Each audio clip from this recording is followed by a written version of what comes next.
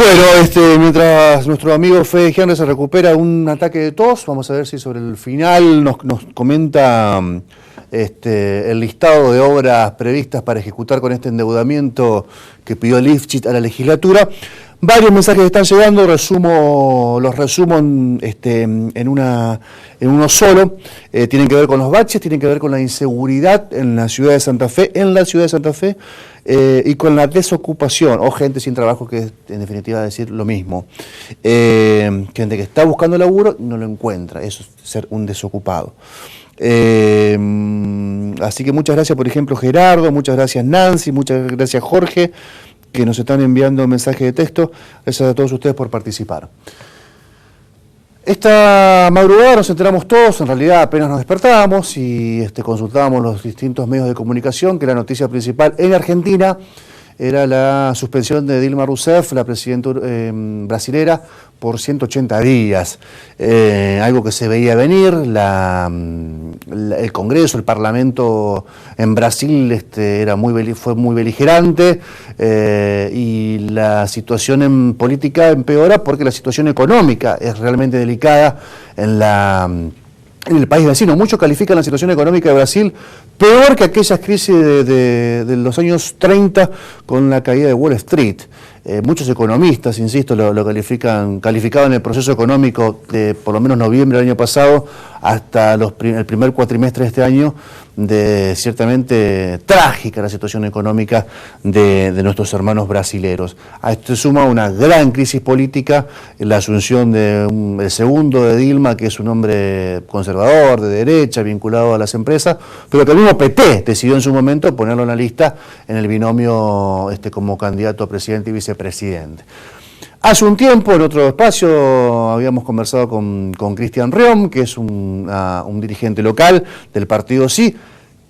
Yo me animo a decir un especialista en temas internacionales, un dirigente que se esmera por conocer las distintas capas que tiene la realidad política, económica en distintos países, no solamente de América Latina, sino también del resto del mundo, y por eso lo convocamos a él para hablar de Brasil esta noche. ¿Cómo te va, Cristian? ¿Qué tal, Héctor? Gracias por venir. No, por favor, gracias por invitarme. ¿Cómo viste todo este proceso en Brasil? La verdad que es anunciado, digamos, lo que ha pasado, crónica de una muerte anunciada, prácticamente una cuestión que ya está definida desde hace un tiempo, y es interesante, más allá de que al menos como parte del juego político, a mí no me gusta este tipo de cuestiones. Ahí veía que decía golpe o justicia, ¿no? Era un poco lo que se preguntaba acá el programa, y me parece que está más cerca de un golpe que de la justicia, ¿no? Las acusaciones para llevar al impeachment a Dilma realmente dan gracia, porque ¿Qué es el impeachment? Es justamente el proceso que se llevó adelante, y las acusaciones son muy realmente no tienen un peso específico muy grande como para llevar a un juicio político. Se habla de cuestiones de estar un poco maquillando las cuestiones de déficit fiscal, el pedaleo, como se le dicen ellos, y son herramientas que las distintas gestiones la utilizan, no solamente en Brasil, sino en otros países. Por lo tanto, no está directamente relacionada con los casos de corrupción de Petrobras, de Coimas, etcétera, etcétera, que sí hay otros funcionarios que han estado comprometidos, e incluso el mismo presidente de la Cámara de Diputados de Brasil, que llevó adelante este proceso en contra de Dilma, también estaba acusado y fue destituido. Por lo tanto, una situación muy irregular. Pero debemos reflexionar al respecto de qué está pasando en Latinoamérica, qué está pasando concretamente en Sudamérica con distintos gobiernos, de distintos procesos políticos y de gestión política, ¿no es cierto? Y vemos que el poder y el gran poder de los medios de comunicación ha tenido un rol fundamental en influir en distintos procesos electorales y postelectorales, como es el caso de Brasil, que hace poco tiempo en realidad fue electa Dilma. Si bien con un porcentaje bastante exiguo, de todas maneras, fue electa la presidenta de ese país. Así que yo creo que hay que definir, digamos, teóricos políticos han definido qué es un golpe, ¿no? El concepto viene del coup d'état francés, del siglo XIX, y algunos discuten si es un golpe o no estas cuestiones, porque dicen, bueno, algunos teóricos que el golpe se caracteriza y se define por haber violencia física, donde supuestamente en Brasil no hubo. Yo creo que sí hubo una violencia institucional, se esforzó un poco, esta no es una cuestión tan natural lo que ha pasado, ha sido bastante políticamente forzado. Si bien dentro de lo que manda la Constitución y dentro del ordenamiento jurídico brasileño, me parece que ha sido forzado también. A ver, explícame esto, Cristian. El Parlamento brasileño tiene una particularidad que trata de no solapar, de esconder, y por ejemplo el argentino tal vez sí, el Parlamento argentino, que es que las grandes empresas tienen sus candidatos, claro, que los llevan a ser diputados. La Iglesia Universal tiene llegó a tener 8 o 9 parlamentarios en Brasil.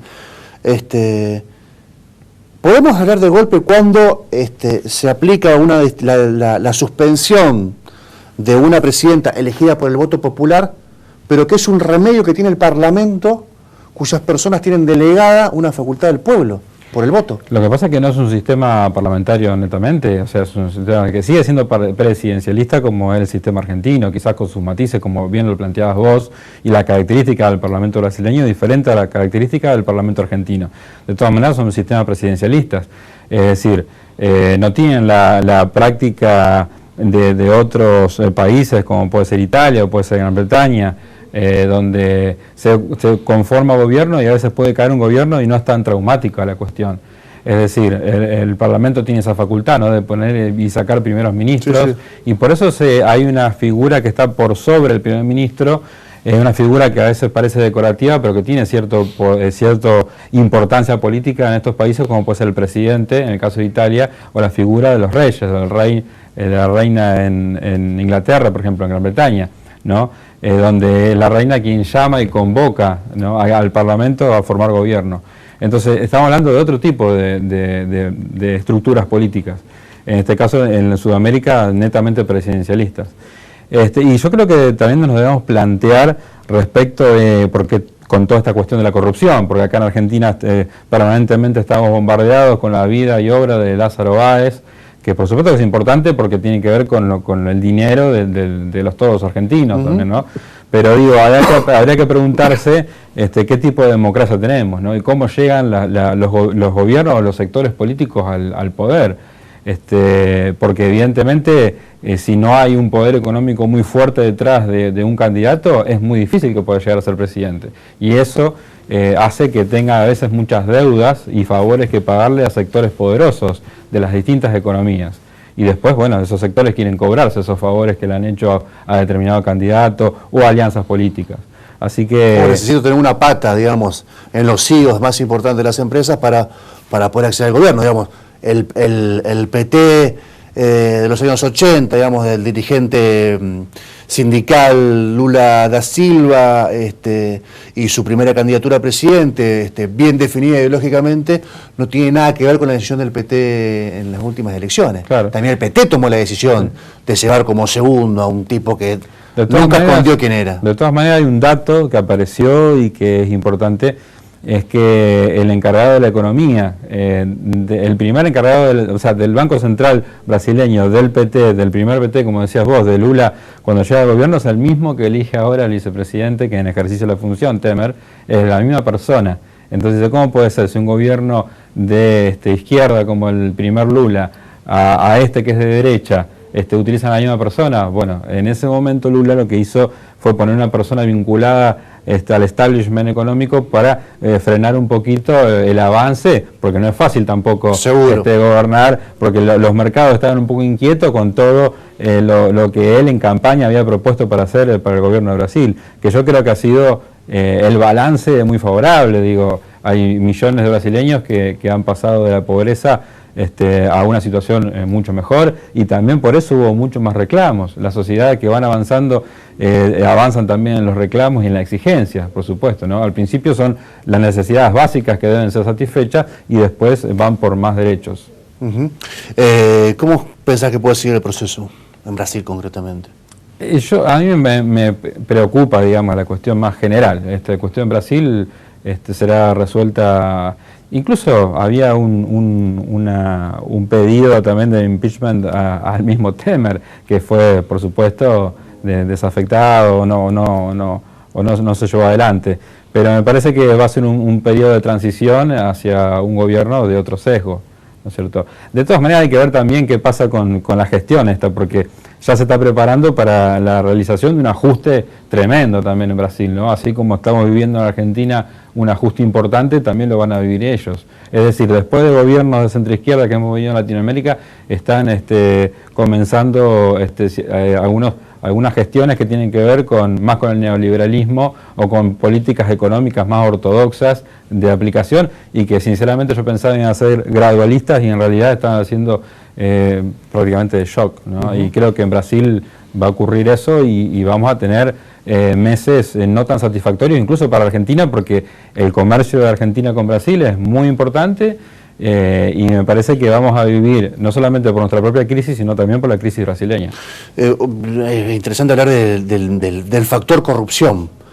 No es discutir sobre la corrupción de ciertas gestiones gubernamentales, discutir la cuestión de fondo, digamos, de las políticas sociales, políticas económicas, políticas financieras, políticas comerciales, pero ciertamente ha esmerilado al candidato o a esos candidatos que representaban ciertos sectores de la política en general, la aparición de temas de hechos de corrupción gravísimos. Lo dijo Pepe Mujica.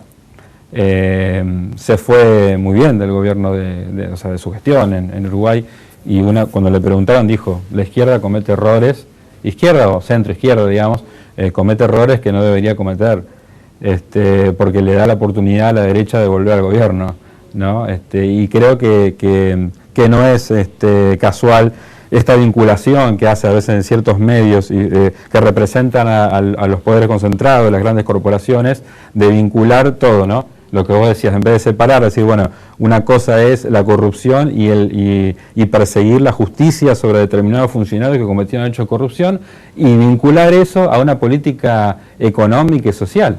Es decir, me parece que esas son dos cuestiones absolutamente diferentes. Una cosa es lo que el kirchnerismo o el Partido de los Trabajadores en Brasil ha llevado adelante como gestión, y otra cosa muy distinta, la corrupción que pudieron haber ejercido determinados funcionarios, sea uno o sean 200 funcionarios.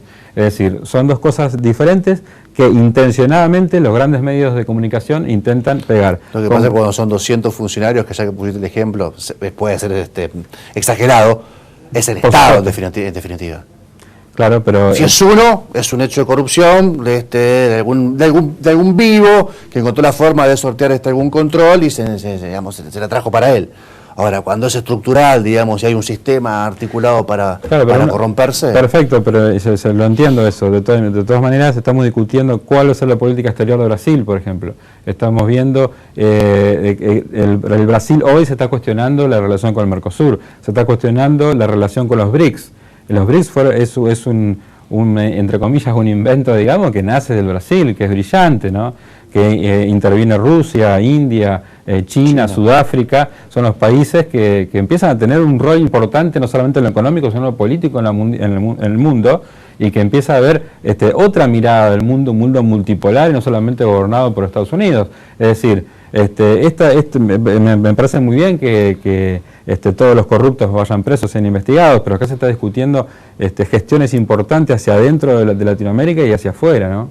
Gracias, Cristian, por haber venido. Gracias, Jorge. Vamos a la última pausa. Lo teníamos Fede con el nebulizador, aparentemente está para salir a la cancha, lo subamos en el último bloque.